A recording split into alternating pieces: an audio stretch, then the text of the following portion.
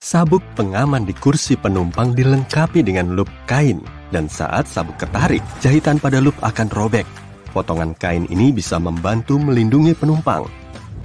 Meski cuma bertambah sekian sentimeter, pengaruhnya akan sangat terasa saat si penumpang mengalami kondisi darurat. Tapi sabuk pengaman pengemudi nggak dikasih loop kayak gini sih. Posisi duduknya deket banget sama setir, jadi dia akan ngerasa lebih nyaman kalau sabuk pengamannya tanpa loop. Sabuk pengaman ditemukan pertama kali pada pertengahan abad ke-19, tapi teknologi ini baru digunakan secara luas pada tahun 1960-an. Teknologi sensor pratabrakan bisa meningkatkan keamanan sabuk pengaman dan fitur lain. Dengan memprediksi tabrakan mobil secara efektif, teknologi ini menginstruksikan sabuk pengaman agar terpasang sendiri, menyesuaikan kantong udara, dan mengecek tekanan rem untuk mengurangi guncangan. 6 juta kecelakaan mobil terjadi setiap tahun. Jadi, semua produsen mobil harus terus mengembangkan fitur keselamatan. Nggak cuma untuk meringankan kecelakaan, tapi juga untuk memberi perlindungan lebih pada pengendara dan penumpangnya. Bahan pembentuk bodi mobil baru diganti dalam 25 tahun terakhir. Tadinya berasal dari alloy aluminium dan magnesium, tapi kemudian diganti dengan komposit serat karbon. Selain bikin mobilnya lebih irit bahan bakar, material ringan ini bisa memberi zona benturan pada struktur mobil kalau terjadi kecelakaan. Jadi, saat mobil menabrak objek lain, zona ini bisa meredam energi tabrakan. Mobilnya memang kelihatan lebih ringsek, tapi zona ini bisa mencegah benturan pada penumpang. Bumper depan dan belakang sering luput dari perhatian kita. Bagian ini udah lama banget terpasang di mobil dan pertama kali ditemukan pada akhir tahun 1800-an. Bumper terus berevolusi seiring waktu hingga kita sering melupakannya. Pengaman mobil ini terpasang di bawah kap luar dan terbuat dari foam atau plastik kompresi di sekitar batang kokoh. Semua jendela mobil terbuat dari kaca kecuali jendela depan dengan bahan anti pecah. Jendela ini diberi kaca berlaminasi agar serpihannya nggak nyecer ke kursi depan saat terjadi benturan. Awalnya memang cuma pakai kaca biasa, tapi mulai diganti sejak tahun 1950-an. Saat itu, kendaraan semakin dianggap penting dan berbagai modifikasi perlu dilakukan untuk menjaga keselamatan. Kantong udara termasuk fitur mobil yang sudah ada sejak lama. Kantong ini awalnya ditemukan pada tahun 1968 dan perlahan semakin populer. Sebagai langkah keselamatan, kantong udara harus terpasang di semua mobil sejak tahun 1998. Sejak saat itu, kantong udara nggak cuma ada di dalam setir. Sekarang pun, kantong udara terpasang di banyak tempat di dalam mobil agar semua penumpang tetap terlindungi. Sensor tabrakan yang terhubung ke komputer akan mendeteksi momen tabrakan, lalu membuat kantong udara segera ngebuka. Pengaman mobil pun langsung tersedia. Terkadang, kondisi cuaca sangat sulit diprediksi, apalagi traksi di jalanan. Di akhir tahun 1960-an, Anti-Lock Braking Systems atau ABS mulai digunakan di berbagai kendaraan. Sistem ini sebetulnya telah dipakai di banyak pesawat dan didesain sejak tahun 1908. Dalam sekejap, ABS menjadi sistem wajib di kendaraan untuk menjaga traksi di permukaan licin. Dengan begini, pengemudi bisa punya kontrol penuh saat ngerem kendaraannya. ABS di zaman now sudah sangat canggih, bahkan variasi terbarunya bisa mendeteksi angin haluan yang bertiup kencang. Cruise control yang awalnya ditemukan pada tahun 1948 telah berkembang selama puluhan tahun. Cruise control adaptive modern bisa tahu saat mobil berjalan pada kecepatan konstan di belakang mobil yang lebih lambat. Maka, kecepatannya akan disesuaikan dengan mobil di depannya. Varian yang lebih canggih juga bisa membuat mobil benar-benar stop saat mobil di depannya mulai stop. Kita bisa aja lupa nyalain lampu jauh saat nyetir berjam-jam di jalanan panjang dan sepi. Makanya, lampu jauh otomatis menjadi semakin lazim. Modul kamera berteknologi tinggi bisa nentuin jenis cahaya yang mengenai mobil dan nentuin waktu yang paling pas untuk nyalain lampu jauh. Meski berbagai lampu jauh sudah tersedia sejak tahun 1950-an, Semuanya cuma mengandalkan sensor pekat cahaya dan kurang akurat. Variasi barunya bisa mengenali sumber cahaya, baik dari cahaya matahari, lampu mobil, atau pantulan rambu jalan, supaya pengemudi nggak bikin masalah dengan pengendara lain. Pengendara sering nggak ngelihat kalau di area samar atau titik buta mobilnya juga ada pengendara lain. Hal ini telah menyebabkan sekitar 400.000 kasus kecelakaan setiap tahun. Sensor matahari di bumper belakang dan sistem monitor titik buta bisa mengamati dan mengidentifikasi jalur di dekat mobil. Sistem ini akan ngasih tahu pengemudi kalau kendaraan lain bisa aja melintas di dekatnya. Caranya dengan ngedipin lampu di dashboard atau ngeluarin bunyi beep. Dengan begini, masalah yang ditimbulkan oleh titik buta bisa teratasi. 1,6 juta kasus kecelakaan lalu lintas disebabkan oleh pengendara yang suka main ponsel sambil nyetir. Sementara itu, kelelahan telah menyebabkan sekitar 10% kecelakaan mobil setiap tahun. Driver Attention Monitor bisa membantu menurunkan angka kecelakaan yang dipicu oleh dua faktor tadi. Cara kerja sistem ini menggunakan sensor yang memonitor gerakan mobil dan jumlah koreksi kemudi, sehingga pandangan mereka tetap fokus pada jalan. Saat mengetahui si pengemudi mulai ngantuk atau main gadget, sistem akan ngeluarin sinyal yang nyaranin dia untuk beristirahat. Ban termasuk komponen mobil yang paling penting, dan bagian ini berhubungan erat dengan jalan yang dilewati. Berbagai fitur keselamatan juga dipengaruhi oleh ban agar fungsinya bisa maksimal. Jadi pemilik mobil harus menjaga kondisinya tetap prima. Sistem monitoring tekanan ban bisa ngecek tekanan udara di keempat ban untuk ngasih tahu pengendara saat bannya perlu tambahan tekanan. Dengan begini, ban mobil nggak akan gampang meletus. Teknologi terus berevolusi agar pengendara tetap aman di ruas jalan yang lebih panjang. Sistem peringatan jalur berangkat bisa mendeteksi garis-garis di jalan agar mobil tetap ada di jalurnya. Tiap kali mobil keluar jalur tanpa ngasih isyarat, fitur berbasis kamera ini akan segera tahu, kemudian ngasih sinyal ke pengemudi. Fitur Lane Keeping Assist juga memakai metode pengenalan yang sama saat mobil menerobos jalur di sebelahnya. Kalau jaraknya terlalu mepet, sistem akan ngepasin setir dan ngarahin mobil ke jalur yang benar. Ada juga fitur lain yang lebih canggih, yaitu mobilnya bisa nyetir sendiri. Sistem autopilot telah membuat teknologi cruise control jadi lebih maju. Sistem ini nggak cuma bikin mobil bisa nyetir sendiri pada jalur dan kecepatan yang ditentukan, tapi juga mengubah jalur kalau diperlukan sehingga perjalanannya semakin efisien. Ada juga fitur keselamatan yang cuma bikin tren pada model mobil. Misalnya, penglihatan malam dengan kamera termografis untuk mendeteksi hewan dan pejalan kaki di sekitar. Alat ini terpasang pada layar infotainment ke arah depan untuk mengidentifikasi objek dari sifat panasnya. Diperkirakan ada lebih dari 1,4 miliar mobil yang dipakai di seluruh dunia. Saat populasi dunia terus bertambah, jumlah mobil juga akan naik. Fitur keselamatan akan terus beradaptasi melebihi perkiraan kita. Lampu utama inframerah akan terus beradaptasi agar bisa dipakai di lingkungan yang visibilitasnya rendah, seperti badai, salju, dan kabut. Sistem ini akan meningkatkan visibilitas pengemudi di semua kondisi tanpa mempengaruhi penglihatan pengemudi lain.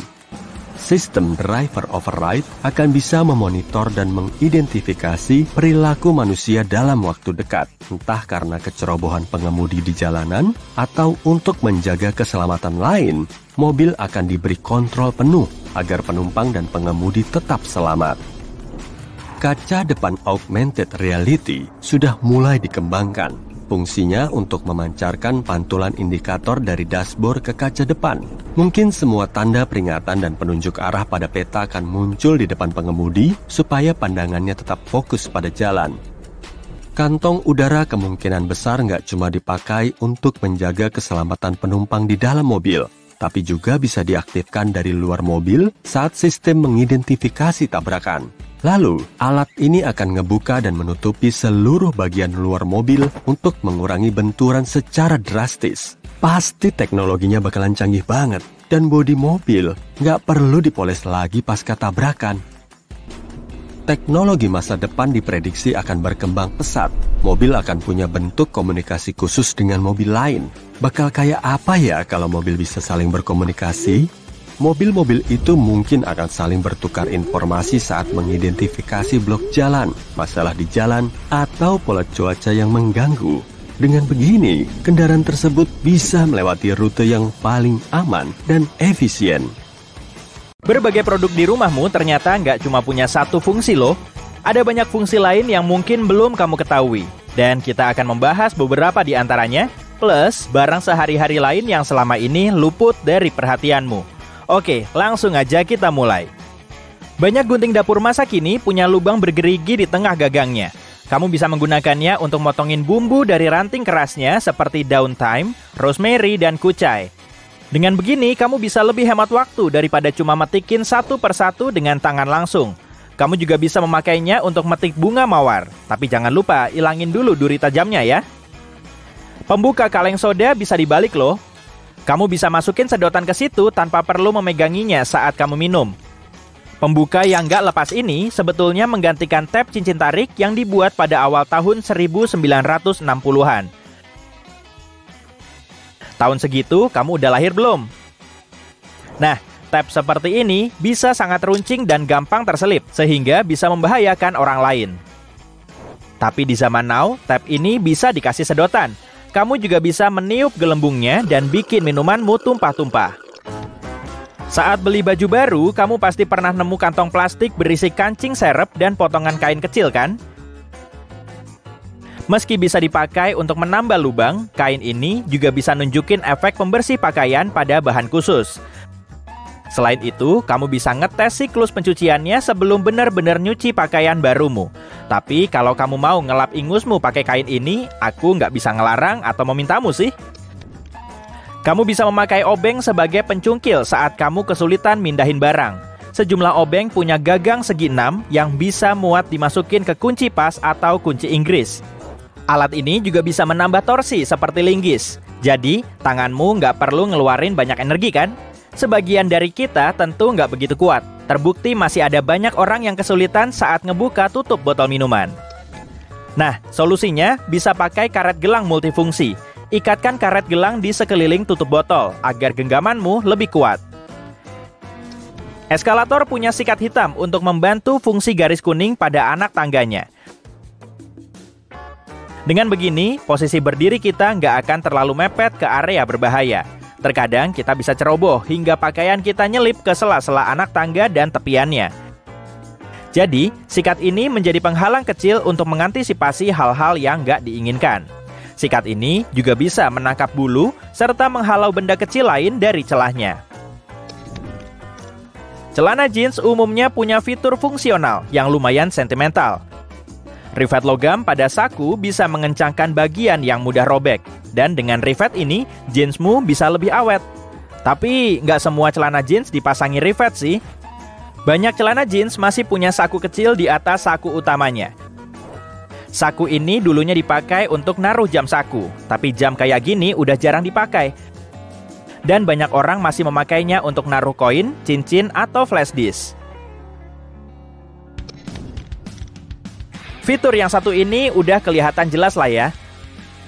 Alur ban mobil dipakai untuk nambah gesekan antara ban dengan jalanan. Tapi alur ini juga bisa nunjukin kalau ban mobilmu perlu segera diganti. Dan saat permukaannya mulai halus, berarti kamu perlu beli ban baru. Tapi kalau kamu tetap ngeyel memakainya, kamu akan kesulitan stop saat mobilmu harus berhenti mendadak.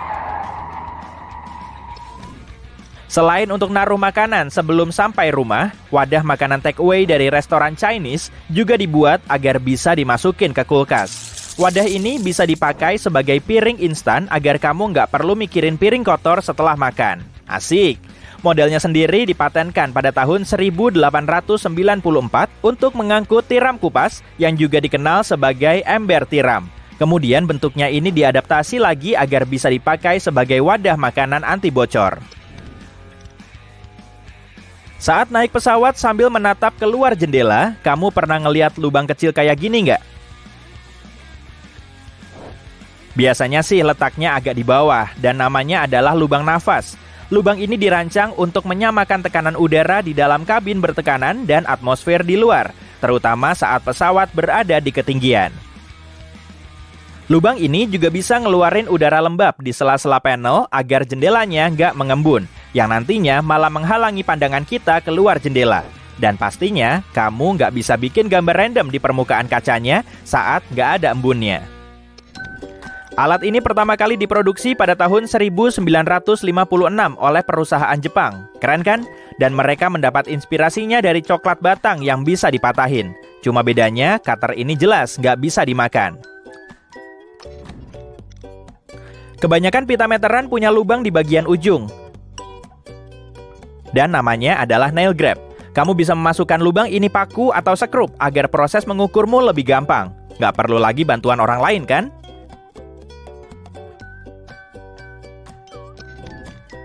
Jepit rambut punya lekukan di salah satu sisinya agar rambutmu bisa terjepit kuat. Aneh juga ya.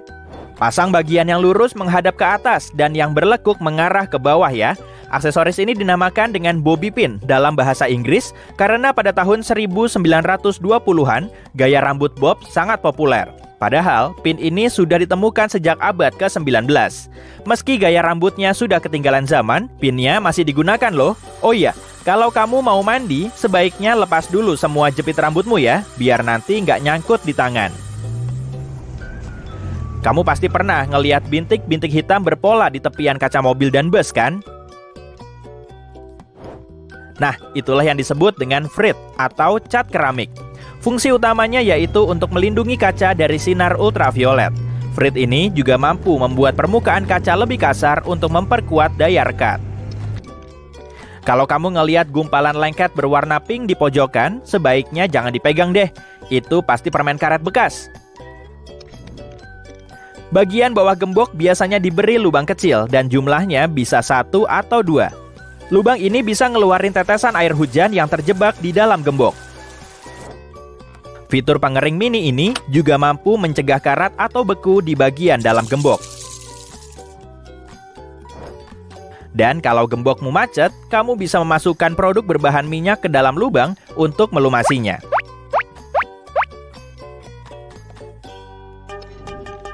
Tapi kalau kamu kehilangan kunci gembok, kamu nggak akan bisa teriak-teriak lewat situ agar pintunya ngebuka. Sebagian kemeja punya kait kain di bagian punggung, dan fungsinya memang untuk menggantung kemeja. Kabarnya, kait ini pertama kali dipakai di kalangan angkatan laut agar mereka lebih gampang menggantungnya pada dinding. Kebanyakan mahasiswa tahun 60-an sering memasang kancing kemeja mereka sampai atas sehingga baju mereka sulit digantung. Makanya, para desainer mulai masang kait ini di bagian punggung. Dan kalau kait ini dilepas, berarti para mahasiswa saat itu sedang menjalin hubungan serius. Tapi ceritanya lain lagi sih kalau teman mereka suka usil dan ngelepas kaitnya. Kan seru tuh kalau orang lain pada kepo. Kamu pernah penasaran gak sih saat ngelihat koin yang tepinya bergerigi? Kira-kira buat apa ya? Jadi, fitur ini merupakan peninggalan dari masa lalu saat nilai koin jauh lebih tinggi.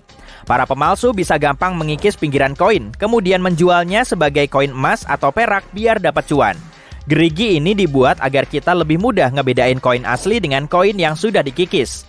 Meski fitur ini sudah nggak diperlukan lagi, uang koin masih mempertahankan geriginya. Lagian, kalau kamu masuk angin, koin bergerigi kayak gini masih bisa dipakai untuk kerokan. Bener kan? Jangan lupa tontonin video sisi terangnya lainnya ya. Lebih dari 40 miliar Oreo dibuat setiap tahunnya. Ini adalah biskuit paling populer di dunia yang diproduksi. Desain geometris yang dicap pada biskuit ini memiliki logo Nabisco, yakni simbol kualitas Eropa yang mengelilingi kata Oreo. William Turner membuat desain biskuit coklat yang kita lihat sekarang pada tahun 1952. Colokan headphone mungkin sudah kuno karena teknologi nirkabel, tapi kalau melihatnya, kamu mungkin menyadari ada ring di dasar colokannya. 1 ring berarti single sound playback, 2 ring berarti suara stereo di telinga kiri dan kanan, sementara 3 ring berarti stereo dan ada mikrofon bawaan. Cincin Fruit Loops ikonis yang berwarna oranye, merah, ungu, kuning, dan hijau muda menyimpan rahasia. Warna-warna itu bukan mewakili rasa buah berbeda. Semua keping cincin itu punya rasa buah yang sama yang sudah dicampur. Warnanya cuma agar kelihatan lebih menarik. Huruf E di logo Dell dicetak miring karena pendirinya, Michael Dell, ingin teknologinya mengubah dunia. Kompas menggunakan magnet untuk menunjuk kutub utara magnetis, tapi itu sebenarnya bukan utara. Kutub utara magnet kompas menunjuk ke arah utara karena utara dan selatan saling menarik. Kutub selatan magnetis bumi ada di dekat utara geografis, sementara kutub utara ada di dekat selatan geografis bumi. Agak ngebingungin ya. Kamu tidak perlu mencemaskan titik merah kecil yang terkadang kamu lihat setelah memecahkan telur. Titik darah kecil bisa disebabkan robekan kecil dalam pembuluh darah ayam betina saat mengeluarkan telur. Telur dengan titik darah ini aman dimakan, tapi titik itu bisa dibuang jika kamu mau. Itu tidak akan memengaruhi rasa telur. Untunglah. Kata kecap dalam bahasa Inggris diambil dari banyak budaya seperti Tionghoa, Malaysia, dan Indonesia. Itu awalnya berarti saus acar ikan. Ketchup juga ejaan yang diterima. Namun sekarang ini, kecap adalah ejaan paling populer untuk kata ini. Logo Airbnb bukan dari klip kertas yang dibengkokkan seperti kelihatannya. Belo, sebutan logo itu yang adalah kependekan dari kata belonging, memiliki arti lebih dari itu. Ada kepala orang, simbol lokasi, dan hati untuk cinta. Kalau digabung, semua itu membentuk huruf A ikonis dari Airbnb dan simbol kebersamaan. E120 atau pewarna makanan merah alami 4 alias karmin dibuat dari kumbang-kumbang kecil.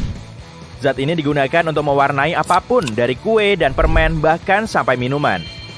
Kilau dari permen juga berasal dari serangga. Tapi kalau yang ini dari selangga lak betina India. Kumbang ini meninggalkan zat yang diambil dari pohon untuk dibentuk menjadi lak kering yang memberi tampilan berkilap. Logo Mozilla Firefox bukanlah rubah yang mengelilingi planet. Itu adalah panda merah. Nama Firefox adalah terjemahan bahasa Inggris dari nama Tiongkoknya. Penutup lubang di jalan sengaja dibentuk bulat demi keselamatan. Dahulu kala di zaman Romawi kuno misalnya, lubang got atau yang dulu disebut manhole adalah lempengan batu berbentuk persegi. Sayangnya bentuk ini cenderung membuat kecelakaan. Kalau tidak diletakkan dengan benar, tutup persegi ini bisa masuk ke lubang persegi secara diagonal. Meletakkan tutup bulat membereskan masalah ini. Lubang lingkaran tak akan terselip ke dalam karena tidak bersudut. Tomat sebenarnya bukan sayuran, melainkan buah. Pohon pisang tidak berkerabat dengan pohon palem sama sekali. Pohon pisang adalah herba. Pisang dianggap herba karena tidak memiliki batang kayu seperti pohon. Sebagai gantinya, pohon pisang membentuk batang sukulen, seperti serai atau sepupunya, jahe. Pisang juga bisa disebut beri. Jembatan Golden Gate sebenarnya tidak direncanakan berwarna merah jingga seperti sekarang.